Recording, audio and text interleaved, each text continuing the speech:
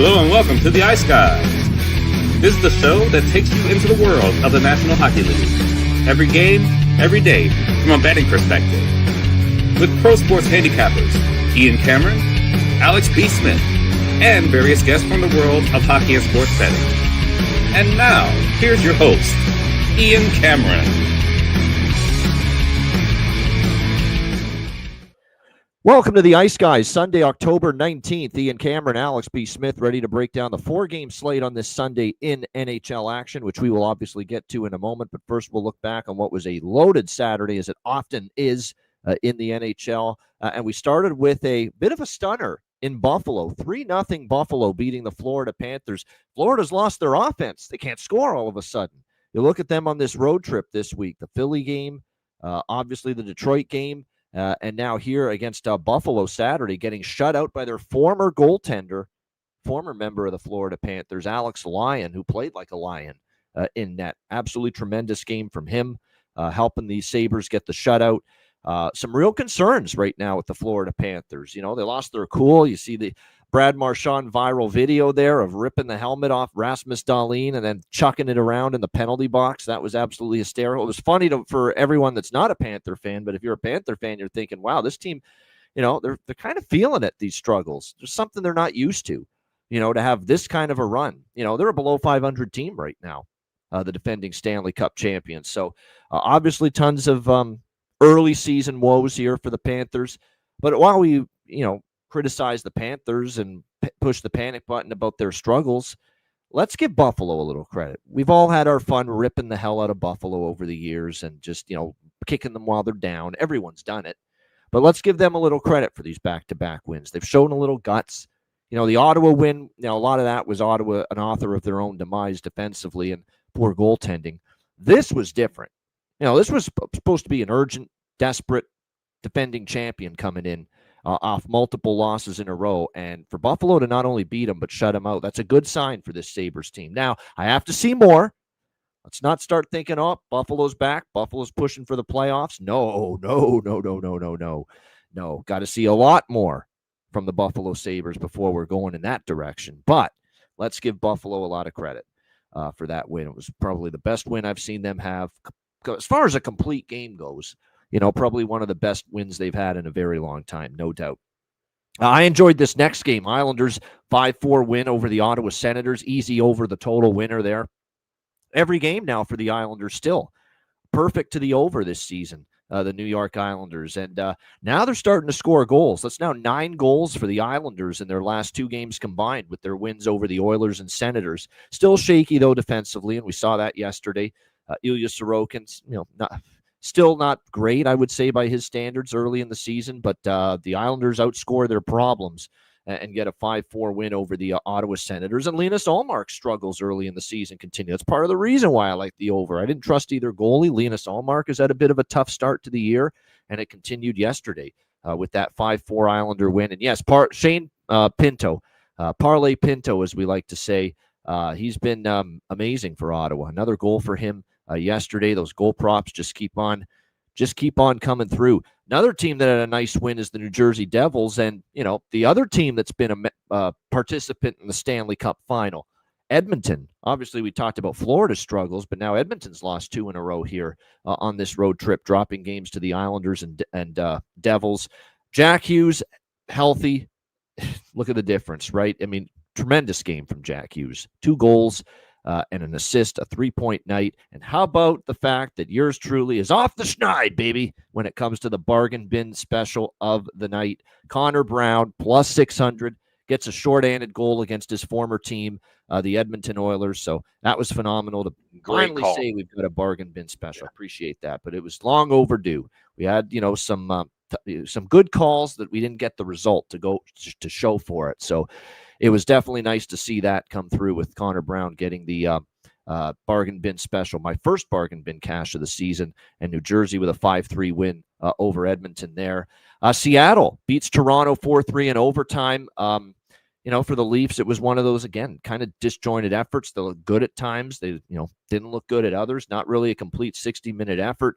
And Anthony Stolarz, I don't know if anyone heard this. He kind of went off about his team's inconsistent start to the season, saying 6 games in and we haven't found our game, reprimanding his team for, maybe not coming to his defense because he got run over by Mason Marchment. And the first guy to react and, whip the net off its moorings there and get after Marchment was Stolarz. It really wasn't any other Leaf player on the ice. So he was not happy with that. The fact that other players on other teams are taking liberties and trying to, run at him, and the Leafs aren't getting in the other goalie's kitchen enough. So it was just, it was rather stunning because Anthony Stolarz has been pretty reserved, pretty calm, in his time with Toronto. Really hasn't said anything that's even the least bit, eye-opening. But for him to just be that blunt about it, saying we just need to be better, enough's enough. He used that phrase, enough's enough. So pretty fascinating to hear those post-game remarks by Anthony Stolarz. It's not like Toronto's in a brutal spot with their record, but their record is right now a perfect indication of the kind of start to the year they've had, 3-3. It's exactly what they do right now. I love that personally. I think don't let things bleed out and then start saying things and making changes in the locker room. No, you nip it in the bud right now and solve the problem immediately. If he feels there's a problem, and it's fascinating too, because here's a guy who, you look at how his kind of arc with Toronto, where now he's become not only one of the most important players on that team, but like I said, he's really kind of moves the needle just as much as a Marner or a Nylander if he's out of the lineup. So he has earned the right to say something in that locker room. He's seen what's going on. He's been their best player multiple games this season. Yeah, that's another reason he's earned that right. And that's another reason, right? And that's so it's not everybody's going to want to say, oh, well, he's slamming him now so early. Okay, yeah, right. Yeah, fix things now. That's what all 32 teams should be doing. Fixing shit in October so you don't have these issues in January, February, or March. And so I don't mind that. Yeah, don't let a problem blossom and then all of a sudden say something, because then that's when it looks bad, right? Had let's say they go on a 4-game losing streak and now he says something. Okay, well now it's just like, all right, all you're playing like shit at this point. Who are you to throw somebody under the bus? But if he's been playing well, we see that. Everybody else hasn't been pulling their weight. Now is the time for him to say something. Yep, exactly. I didn't mind it at all. I like it. I'm with you. 100% I like it. I don't mind it at all. You wish Austin Matthews every now and then would be that open and angry about the way his team's playing. Yep, it's true. Yeah. I mean, I'm not saying he's a bad captain, but I just like to hear that every now and then when we have a piss poor game. We need more vocal superstars in this game. And like I said, we never know what all goes on in the locker room. But I'm saying as far as in press conferences and publicly. As long as you don't single out someone and you just include the whole team, we sucked. I love it. That's what you should do it. Yeah. I think we need a little bit more of that. We need accountability, right? We always talk about accountability with the refs and the coaches. Well, the players need to hold accountability and police themselves. Another term we use for other things, but yeah, police themselves in a sense. So there's no reason to have the coaches coming in kicking garbage cans and ranting about it. Let the players solve it with themselves. No, exactly right. Couldn't agree more. Winnipeg, 4-1 win over Nashville. Nashville team total under cashes. I'm going to be betting this a lot when I think Winnipeg's in a spot where they're going to play well at home. They just seem to keep teams below 2 goals or less. I mean, it's just uncanny. Every win this year, the Winnipeg Jets have held their team to 2 goals or held their opponent to 2 goals or less. So this team total under 2.5 is definitely, like I said, something I'm keeping an eye on. If I ever like Winnipeg, and they're laying too big of a price on the money line to back them, just look at that team total under for the opponent. And that was an easy one there last night with Nashville. Yeah, the under 6.5 tied with the Jets money line. Yeah. It might be a good look too in those games because, like you said, we both felt the same thing. It felt like one of those games. Those kind of could be slow, plodding. 2-1. You said 4-1. You actually mentioned 4-1 in the score when you said it, but yeah, it just felt like it was going to be one of those games, and that's Winnipeg's style. When they're playing their game, they're slowing you down. They're getting timely goals, but they're really just kind of, pressing possession on the puck, melting that clock down and not letting you get a lot of chances, which means they don't need to take a lot of chances, and it usually leads to unders. No doubt. St. Louis bounced back from them. They got rocked by Chicago, but a great 3-1 bounce back win against Dallas. I lose the over there, but I was concerned that they'd dig in defensively, and they sure did. They played one hell of a good stroke. Their best team defensive effort of the season by far, shutting down a very good Dallas offense. So 3-1 St. Louis. Binnington was solid in net. Although we did note Rantanen has his number, and Rantanen got the only Dallas goal last night against Binnington in that 3-1 loss. Philadelphia, man, every night I see this team working their ass off. work ethic under Rick Talk. It's been great. The wins haven't always been there, but now they're starting to appear, and a nice 2-1 win for them against Minnesota last night in overtime. Where on earth has this Minnesota Wild offense gone? Another game where they just get one goal, and I think teams are kind of figuring it out. Either don't take penalties or make sure you have a good penalty kill, and you can shut down Minnesota at the moment, because it's the power play that where majority of their offense has come from. But nice win there for the Philadelphia Flyers. Dan Vladar, very solid. He only had to face 16 shots, and that's another concern. 16 shots last night for Minnesota, and they didn't have many shots the previous night against Washington. So they're just not throwing enough pucks on net. They don't have the puck enough all of a sudden the last couple games. Hard to score when you don't have the puck as much as you should. So Philly with the 2-1 win in overtime. Columbus 3-2 win against Tampa Bay. I had the first period over, but I also had the bifecta and the full game over. So the full game over falling short was unfortunate. Johansson was good, solid even in a losing effort, because Columbus kind of outplayed Tampa Bay. And Jack Reeves was very good again, and finally gets rewarded with a win. Because I thought he had played well in the losses that Columbus had with him in net previously. But a nice 3-2 win there for the Jackets. How about the Rangers? They finally figured out how to put the puck in the net last night a little bit. 4-3 win against the Montreal Canadiens. That's a nice win for the Rangers with how well Montreal have been playing, and with the fact they were down 2-0 in the first 4 minutes of that game last night against the Habs. But finally, they get a little offense going. The power play goal from Zibanejad, and then Miller, Robertson, and finally Panarin sighting to get them going, and a 4-3 win over a red-hot Montreal team. So really, really nice and much-needed road win, and much needed for Mike Sullivan and his team to see the puck go in the net. That is for sure. Colorado 4-1 win against Boston last night. Pretty nice workmanlike, solid effort from the Avs. Dominated in shots 38-14. Didn't look like there was a lot of gas in the tank for Boston last night, and we'll get to that later. It's not going to get any easier because you're in altitude last night. You looked like you were playing with heavy legs. And now you're going to have to play the Utah Mammoth tonight, also in thin air and altitude on a back-to-back, when you look like you had heavy legs last night if you're Boston. So not exactly a great spot against Utah possibly later tonight. The Carolina Hurricanes blow a 2-0 lead, but they hang on and they get the 4-3 overtime win against actually 3-0 lead. And then LA got 3 unanswered goals. Here's the thing about LA. They're a tire fire right now. This coach doesn't know we've said this a million times, so I'm not going to belabor it. But I like they showed some effort. They showed some dig in and find a way to get back in it. I applaud that from them last night, despite being down 3-0. But at the end of the day, they're not playing 60 minutes of hockey. Another night where they're in the penalty box too much. This is a nightly occurrence for LA. It's got to stop. You can't be taking penalties at this clip against these good teams and these good power plays and expect to have good things to say about it at the end of the night. So that's got to stop. And like I said, they've got issues in goal right now, too, because Forsberg actually was better last night. He made some good saves, but, still, not a guy you want to count on night in and night out. Kemper banged up. And right now, they're just not playing 60 minutes of hockey. They have lapses in every single game they've played this season, and it's coming back to haunt them right now. And they lose that game 4-3 to Carolina. The over best bet cashes for me in that game, which was good to see. And then the late games, we saw Vegas 6-1 against Calgary. That was the most complete game I think we've seen from Vegas this year. Yeah. Really solid start to finish. And if Dustin Wolf, and it's not all his fault, that blue line's really rough in front of him, but he's not playing the way he's capable of. And if that's going to happen, Calgary's going to have a hard time winning games.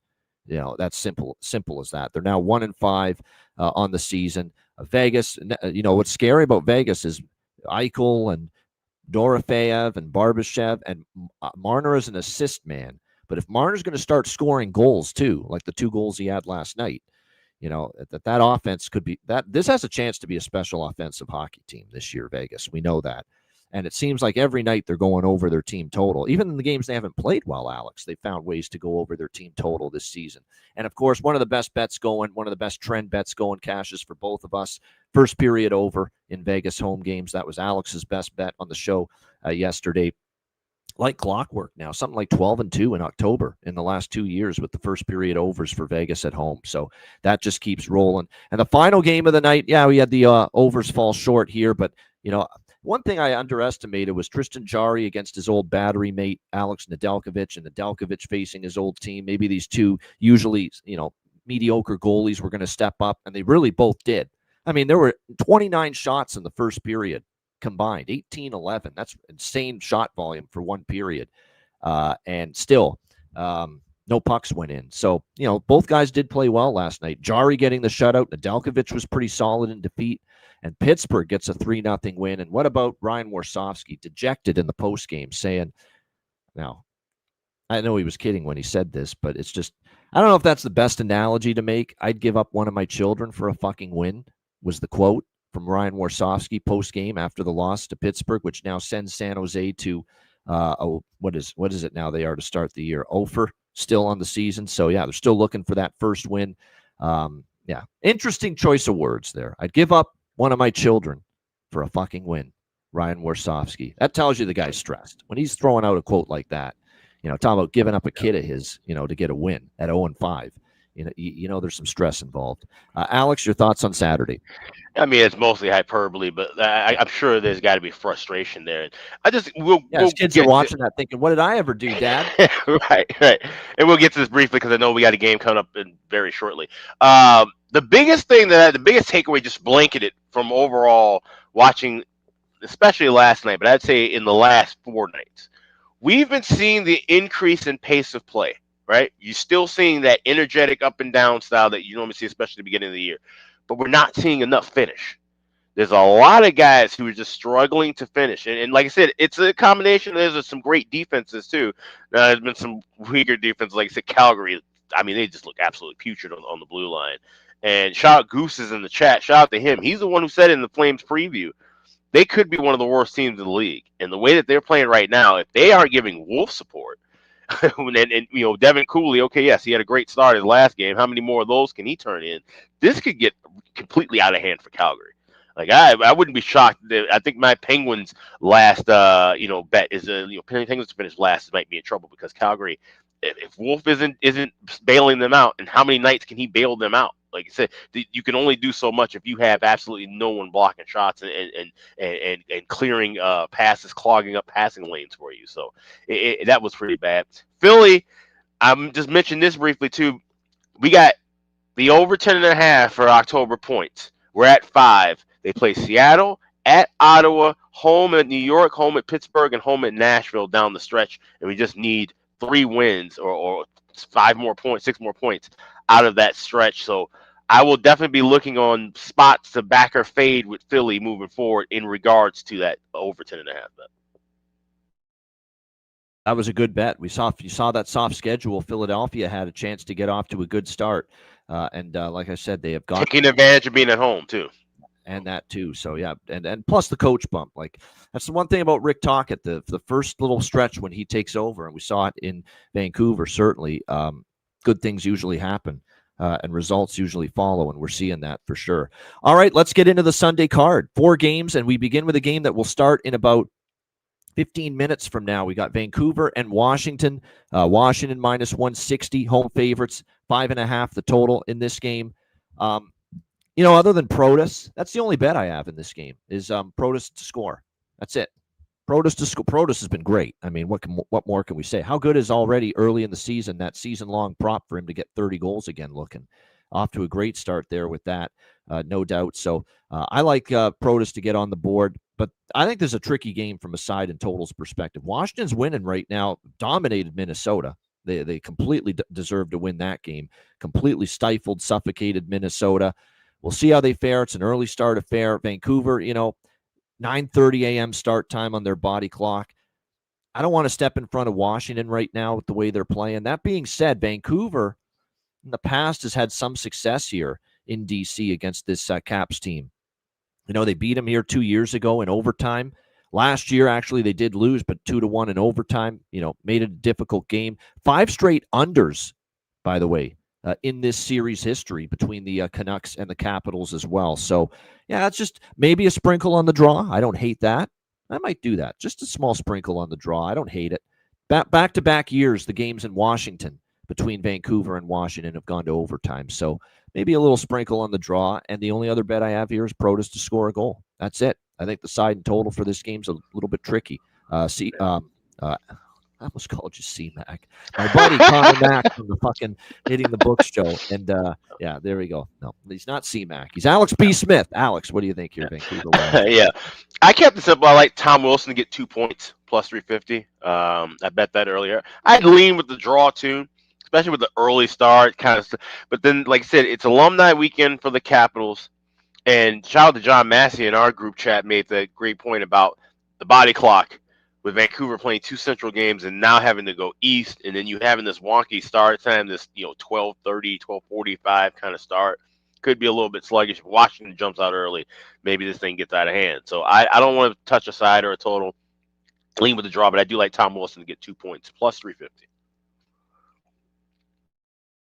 Right, there you go, Tom Wilson. 2 points, over 1.5 points at plus 250. Like I said, I'll sprinkle on the draw here in this game in that plus 320 range. And like I said, with Mr. Protus, plus, you're not getting bargain bins anymore with that guy, but still plus 260, the way he's scoring right now, worth a bet. All right, Edmonton, Detroit. We've got Edmonton minus 135, road favorites, 6 the total here in this game. I feel at this price, if you're betting Edmonton, you're betting the do factor after 2 losses in a row. If you're betting what your eyes have seen right now, I think you have to take the Red Wings as a home dog. I like what I'm seeing from Detroit right now. And Edmonton is they're not up to par here on this road trip so far. I know they've got the win against the offensively challenged, you can't score at home, New York Rangers at Madison Square Garden to start the road trip. But you look at it since then, the loss to the Islanders 4-2. Offense can't get going. Offense at 5-on-5 has had some issues for Edmonton here these last few games. That's concerning. One of the 2 goals they got against the Islanders was a power play goal. Only one 5-on-5 even strength goal against the Islanders the other night. Yesterday they lose 5-3 against New Jersey.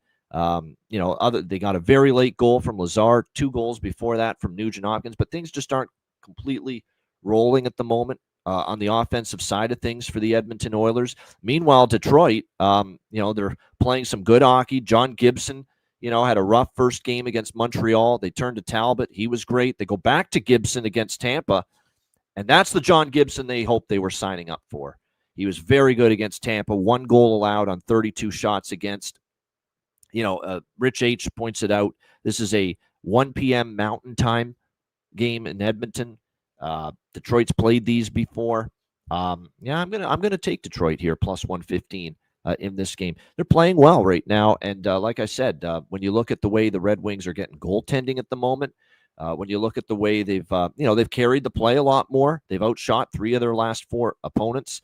And they beat good teams like Toronto twice, Florida, and Tampa. Does it really get much better than that? No. I mean, that's a pretty good quartet. And by the way, this has been a team, Detroit that is, that's given Edmonton some fits. I know Edmonton's won 3 of the last 5, but pretty much every game's been close. Now, Edmonton's won 2 in a row in Detroit, but they needed to go to overtime in both games. So with that in mind, this is another one. I didn't plan it to be this way, but another draw sprinkle for me in this game as well with the Oilers and the Red Wings. We've got a real strong history of overtime hockey with these 2 teams head-to-head. 4 of the last 5 Oilers-Wings meetings have gone past regulation. So dog and draw split for me here in this Sunday matinee affair. Alex, what do you think? Oilers, Red Wings. Yeah, so the only thing I went with was the draw. I grabbed it plus 325. All right, good stuff. Yeah, I agree. I think the draw is worth a look when you see that kind of split here, or that kind of history, I should say, as far as games going to overtime. As far as props here in this game, how do we not go back to the well with our guy Appleton? Talked about Mason Appleton up on the top line right now for the Detroit Red Wings. Something we've been able to take advantage of here in these last few games for them. So that's definitely something worth a look. You look at Edmonton, Mangiapane. Kapanen is now looking like he's going to get the shot with Draisaitl. They've shifted Roslovic. To be honest, Roslovic's not given them a whole lot lately since he was up there. But like I said, maybe putting Kasperi Kapanen up on the second line for the Edmonton Oilers with Leon Draisaitl will help things out. Nugent Hopkins, McDavid, and Mangiapane looks to be the top line here for Detroit. So, like I said, a couple props that I'm interested in. Mangiapane value, maybe a little value on Kapanen, and yes, we're going to go back to the well for sure on the Detroit side with Mason Appleton. Kasper and Berggren are now with DeBrincat, and Jonathan Berggren looks like he's been bumped up the lineup here a little bit. Actually, no, he hasn't been bumped up the lineup. He's been out for the last 3 games, but it's looking like he's going to be back in the lineup, Detroit, for this one this afternoon, and maybe playing on the second line. So the guy's got some offensive ability. We've seen it in the past. So I think Jonathan Berggren here for Detroit, re-entering the lineup. When coach gives you this opportunity, Todd McClellan, these are the situations where you want to make the most of it. When you've been sitting for the last 3 games, you're in the lineup, you're put with DeBrincat on the second line, chance to make an impact. So I think Jonathan Berggren worth a look for props here in this game for the Detroit Red Wings. All right, the next 2 games are Sunday night games later this evening. We've got the Joe Quenneville Bowl in the Windy City here tonight. Anaheim Ducks, Chicago Blackhawks. We've got Anaheim minus 125, road favorites, 6 the total. Now, obviously, he's coached a bunch of games against Chicago since he left there, obviously in his time in Florida years ago. We remember that. So it's not like this is his first return to the United Center after coaching the Blackhawks for all those glorious years. But still, it's a special feeling. No question about that for him, I'm sure, going back there. Amid the turmoil that went down, all those, with the Kyle Beach thing. But nevertheless, like I said, I think when you look at this matchup here, Anaheim and Chicago, I was saying this to Alex last night, you couldn't pay me to watch Anaheim versus Chicago 2 years ago, 3 years ago. Just they could put Anaheim, Chicago, it could put a Ducks Blackhawks game in my backyard. I'd draw the blinds 2-3 years ago. No, not interested when these two teams play. Now, 2025 Ducks and Blackhawks, and based on how much fun and enjoyment I've had watching these teams play so far this season, sign me up. I'm there tonight at 7 o'clock Eastern time to watch this game. This should be fun. 2 young up-and-coming teams, 2 skilled teams, 2 fast teams. Like I said, it's 2 teams that are very good in transition, 2 teams that I think when you give them power play opportunities, they have the capability now to burn you with the man advantage. So, like I said, there's definitely a lot to like about what we're seeing from both the Ducks and the Blackhawks. Blackhawks, and Jeff Blashill said it after the loss to Vancouver. Complacency kind of set in after we got that 2-0 first period lead, he said. He said, we just got to keep the foot on the throttle, and we didn't do that enough against the Canucks, and we paid the price for it. So I would anticipate, more aggressiveness tonight, and if they do get a lead, step on it here tonight, especially after what happened against Vancouver. What I like and how this sets up here with this game, Ducks and Blackhawks, is that Chicago's off a 2-goal output against Vancouver. That's not going to win you a lot of games, usually only scoring 2 goals. Anaheim got shut down by that, defensive juggernaut, the lone remaining undefeated team in the league, Carolina, in their last game, losing 4-1. So you have both teams off losses, and you have both teams that were held to 2 points or 2 goals or less in their most recent game, resulting in a loss. So I expect a little bit more aggressive play from both teams. So I'm on over 6 here with Anaheim and Chicago. The side's tricky because Anaheim off a loss is my lean, but Chicago, with the way Blashill was working that team in practice yesterday following the Vancouver game, looked like he was not thrilled with the way that game disintegrated for his team, and you'd expect better from Chicago tonight off a practice like that. So for that reason, I'm off Anaheim. I'm going to not bet him, even though I kind of lean that way. I'm going to stick to the total here, over 6, in the hope that if Chicago does get a lead this time, it's not going to be, hey, let's just rest on our laurels and nurse this thing home. No, step on it, get the job done, and keep adding to your lead. Don't, just keep tacking on, if you will. And by the way, when you look at Anaheim, if we only have one result for them, one previous data point for them off a loss this year, and that was when they lost their first game against Seattle, and they exploded for 7 goals, and that was kind of a back-and-forth affair against San Jose. So I kind of feel off a loss and off a lower-scoring loss this season, Anaheim's going to be kind of an over team in their next game, and that's kind of my logic here behind the over. So Anaheim, Chicago, over 6 for me. Alex, what do you think here? Ducks, Blackhawks. Yeah, it should be an interesting game, and I don't know why this game isn't necessarily nationally televised, having Q coming back to the United Center. Like you said, it's not his first return back, but the fact that it is his first return after being back into the league, like you said, the welcome and the response could be interesting. It may not be all cheers and applause necessarily, and that's something to kind of know. It won't matter as much as in the game, obviously, but it's just something that's just an added storyline to. You got two teams, like you said, nobody gave a shit about these two teams a couple of years ago, and now the budding superstars of the league are on the ice for both of these clubs. There's a lot of young talent. If you can go to this game tonight, by all means, grab a ticket and go, because these are some guys that you'll see them now, and in 5-6 years from now, we'll be talking about these two teams being powers of the West, I believe. And so to see them in this early stage, and like I said, the Hawks, for as well as they played in the first period against Vancouver, they absolutely just laid an egg and failed turning around in that second period. Like I said, Blashill was working them hard in practice, which you like seeing that for certain, losses in certain games, but that I hope that doesn't become a recurring theme after every loss. No, you can't go to that well too often. You got to pick your spots with the bag skates, right, or else the players will tune out at some point if you're doing it too much.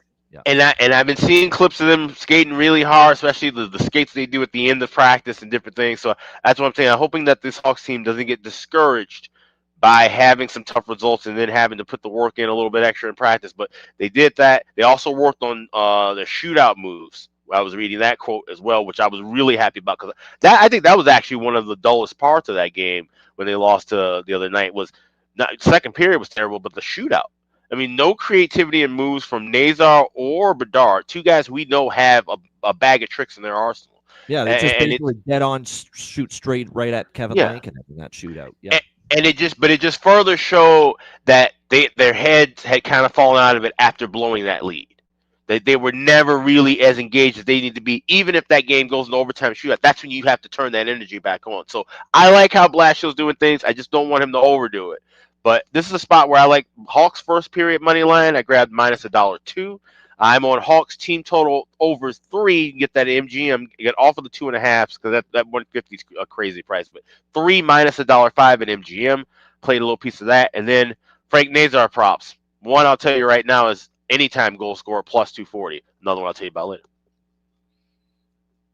Yeah, I mean, Frank Nazar is always. I think I bet Frank Nazar goal every game for Chicago, and I'm doing that again tonight. So that is nothing new, nothing different for yours truly as far as that's concerned. Bertuzzi might be the guy that's worth a look here, because now he's up with Bedard and Burakovsky from all indications, and it might end up being one of these situations. And he scored in back-to-back games too.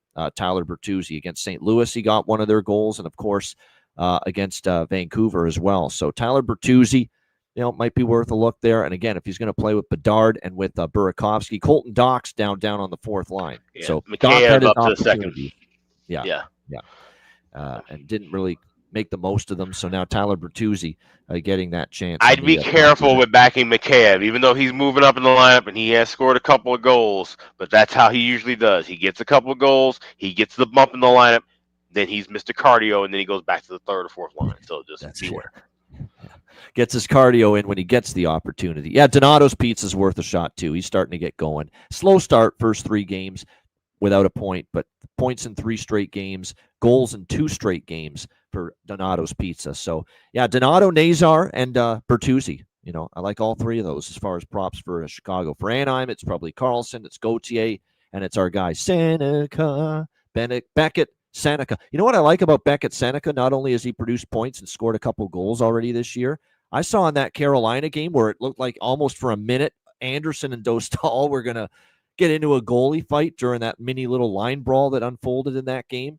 Beckett Seneca was getting his nose right in there, showing a little edge, which is good to see for a guy that's not even 20 years old yet, Beckett Seneca, for the Anaheim Ducks. So I love seeing that little backbone from such a young player like that. So it's great to see that. So Alex on Chicago first period money line and team total over, and I'm on the full game over here with the Ducks and the Blackhawks. All right, final game of this Sunday slate. We've got the Boston Bruins taking on the Utah Mammoth. Utah minus 210 home favorites, 6 the total in this game. This is a brutal spot for Boston. I mean, they looked like they had no legs last night in Colorado, getting outplayed heavily and losing 4-1 to the Avalanche. And now you're going to bring them to another place where it's thin air and altitude on the second night of back-to-backs against this Utah team. So, like I said, I've got some real issues here as far as trusting the Boston Bruins to play a really good game here against Utah. So we'll see how this unfolds. But like I said, definitely concerns about this spot for Boston. And Boston's starting to show that why they might be one of the worst teams in the East. I know they had that 3-0 start, but you start to look at it. They got heavily outshot by Washington, won that on the backs of Jeremy Swayman, who had a great night that night. Barely beat Chicago. That was a coin flip game that could have went either way. They beat lowly Buffalo 3-1. Although Buffalo's played better the last 2 games to their credit, but still, that's not a dominant, first 3 games on their schedule. And then they end up playing Tampa, Vegas, Colorado. You play real big time teams 3 in a row, and you end up getting crushed in all 3 of those games. 4-3, 6-5, 4-1. You give up 14 goals in those last 3 losses combined. Did the Boston Bruins. So Jimmy Murphy, to his credit, he was telling me and anyone that would listen, he does not think this is a good Bruin defense at all, and that they were going to give up goals. And it didn't look like it early. It looked like, whoa, they're actually playing okay. But now the floodgates are starting to open for opposing teams now against this Bruins team. The good news, though, for the Boston Bruins is that they did get Hampus Lindholm back in the lineup last night against Colorado, but still they struggled a little bit defensively. It does help, though, but it's just a real tough spot. Utah, we talked about how Devin Cooley is the only reason they held Utah to 3 goals, and only 3 goals in that win over the Flames a few nights ago. But like we said, I stuck with the team total for Utah on Friday night against San Jose, thinking that, hey, those goals that didn't go in against Calgary and Cooley, watch them go in tonight against San Jose, and they did. They scored 6 goals. They erupted in that game against the San Jose Sharks. I think with this being a back-to-back spot, a very good chance, by the way, as well, with this being a back-to-back for the Boston Bruins, that we see Jonas Korpisalo in net after it was Swayman last night. And Jonas Korpisalo, 2 starts this year, 3.5 goals against average, .851 save percentage, and like I said, 7 goals in the 2 games combined. So I'm going to run it back for a 3rd straight game. This is the rubber match, if you will. This is like the trilogy of a UFC rivalry, kind of, it feels like. I won one with the Utah team total over against San Jose. I lost one with the Utah team total over against Calgary. This is the rubber match here. Let's get the rubber match of this little 3-game sequence of betting Utah's team total. So that's what I'm at here. That's where I'm at here, is Utah team total over in this game.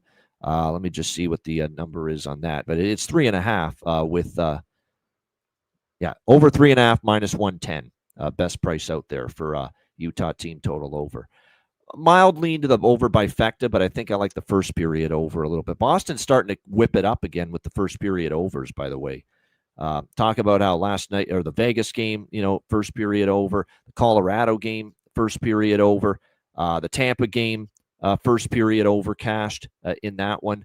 So during this 3-game stretch here for the Bruins, all 3 of their games this week have gone over in the first period. 4 of the last 5 Bruin games have gone over in the first period. So I'm going to tack on that over by Fecta, but I like the first period over more. I'm definitely going to slant the bet more to the first period over in this game than the full game over. Alex, what do you think here? Boston, Utah.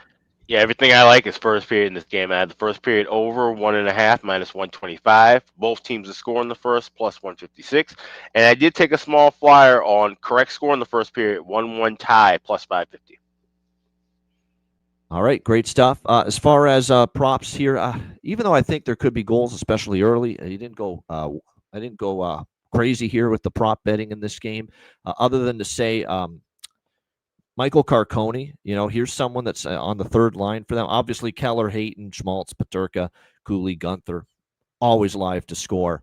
But Carcone had his most ice time by far against San Jose, 12 minutes after playing only 7 the first 2 games, and he got a goal. I think there's probably some value here with Michael Carcone here in this one.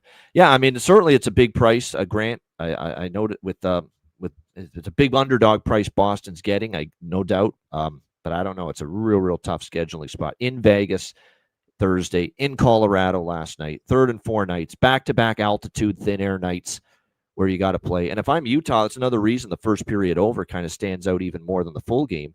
Don't you have to run this pace right into the ground here against this Boston team on a second night of bat. Like, ramp it up here if you're Utah. Make them defend, make them skate, especially early, coming off that game last night against Colorado, and that could be your pathway to success. All right, great stuff. Shout out to everyone in the chat. Hit the like button. We appreciate it very much.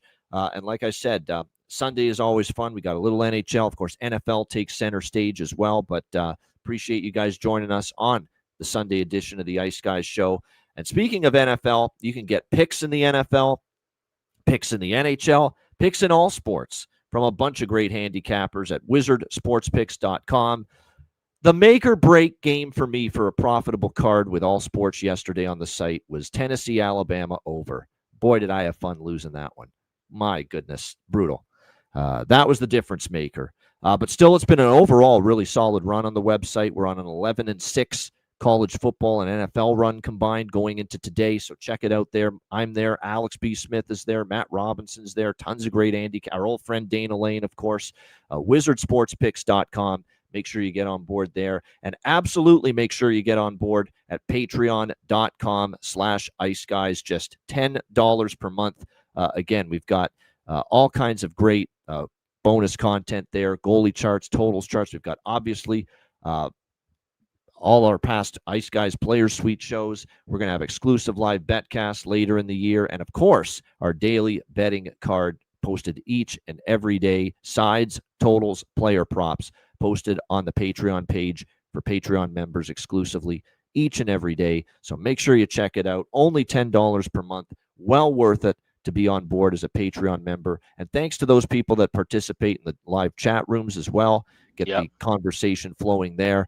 Make sure you check it out. Just $10 per month. Patreon.com/iceguys.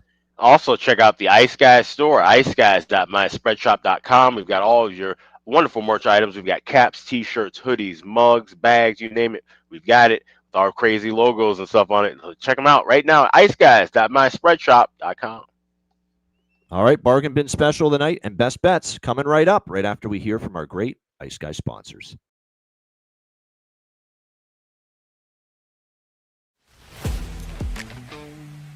Wizard Sports Picks, featuring the finest handicappers in the universe.